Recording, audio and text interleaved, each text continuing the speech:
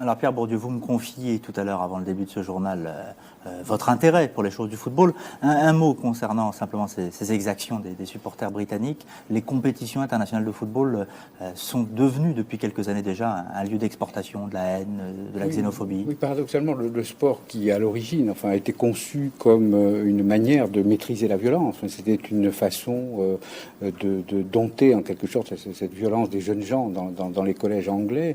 Bizarrement, le sport est devenu, au moins le football, beaucoup plus que le rugby par exemple et d'autres sports, le football est devenu un des lieux d'exercice d'une certaine forme de violence organisée. Et il y a eu beaucoup de travaux de sociologues, en particulier en Italie, sur la préparation au combat, qui est devenue la préparation d'un club de supporters.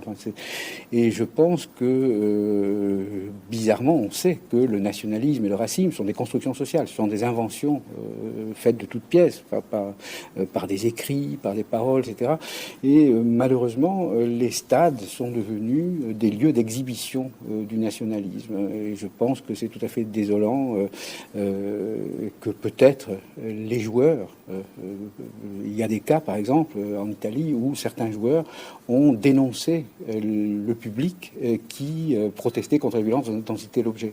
Il faudrait demander aux joueurs, mais ça serait demander beaucoup d'héroïsme, demander aussi aux dirigeants et aux journalistes, je crois, d'être très très vigilants dans l'usage des adjectifs, dans les commentaires, dans l'usage des mots, etc.